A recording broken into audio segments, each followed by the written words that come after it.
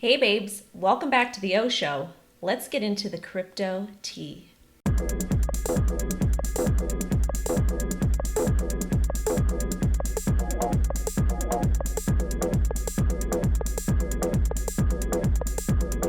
As always, let's talk about Bitcoin. We mentioned on the show that we can see rejection here at approximately $41,000 to about $42,000. This is my bullish flip of resistance into support at $42,000. However, we have the EMA 200 here. And the reason why I have the EMAs on this particular chart is because I want to show you how heavy that resistance is. So of course we hit resistance, we drop back down to the EMA 9 as price generally responds very well to the EMA 9. And we're kind of in this brand new range between about 42,000 and 37.5. MACD is looking really nice on the daily. However, taking a look at the 4-hour chart, 4-hour chart is showing that we had some downward movement, and it looks like MACD does want to bull cross and head up. However, we do have heavy resistance again with the EMA 200 as we've tapped multiple times and have failed to flip into support. So right now what I'm watching, I'm still just vibing, watching everything play out, and I'm looking for a breakdown of about 37.5 or a breakout of about $42,000. Where also our EMA 50 lies. Ruh-oh, we've got some pretty gnarly news regarding Mark Cuban. Y'all know that Mark Cuban is very immersed in the crypto space, and apparently he is a crypto degen. This story from Decrypt: Mark Cuban hit by a parent DeFi rug pull. The project in question is Iron Finance. They went ahead and put a tweet out on June 14th. Crazy news. Mark Cuban just published in his latest blog post about being a liquidity provider for Titan on QuickSwap. Also, Mark follows us on Twitter now. What's next, guys? # Iron.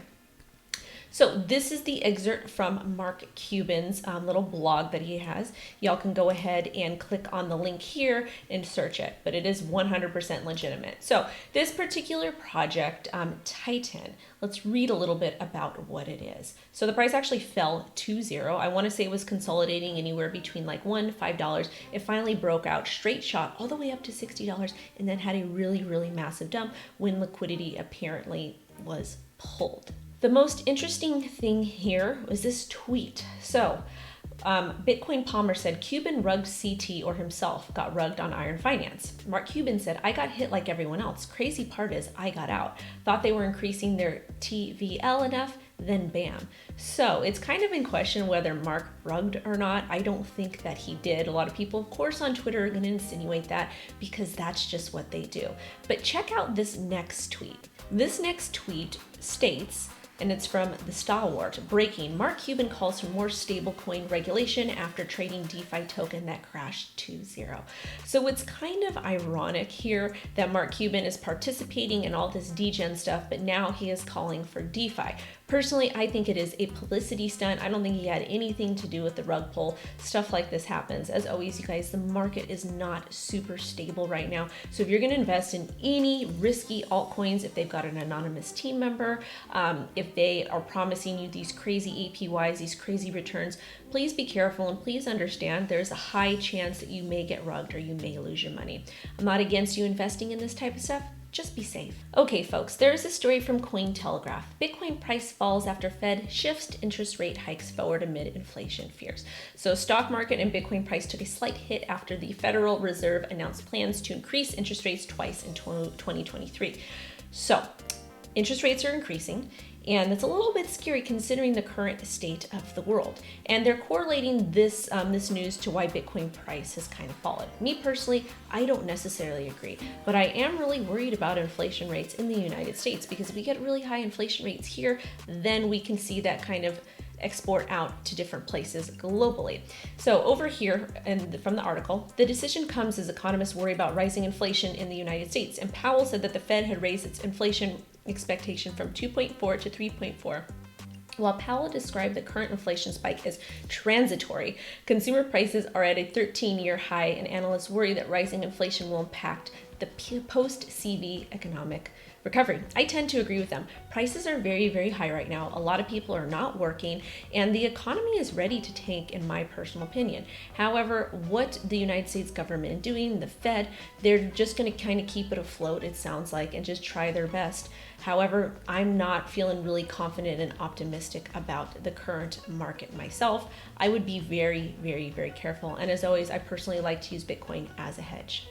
This next story is from Markets Insider. The SEC has delayed its decision to sign off a Bitcoin ETF a second time, citing concerns over potential market manipulation. This is not the first time that the SEC has came out and delayed a Bitcoin ETF. I feel like there's so many different Bitcoin ETFs. We keep trying to get them approved and they're not getting approved. And they do have a valid concern due to market manipulation. However, we do need to get this thing approved. We're starting to see a lot of traditional financial companies enter into crypto and get more excited about it. So eventually a Bitcoin ETF will be approved in the United States. It's just a matter of when. This next story is from Decrypt. There's a danger that US regulators get crypto wrong. Coinbase co-founder states. Fred Earsom says, handled correctly, cryptocurrencies can end up creating more jobs on the internet.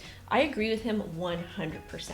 And one of the reasons why I think that Coinbase decided to go public and kind of acts like a bank is because they are working closely with the United States government and these different legal bodies to go ahead and help bring regulation to crypto.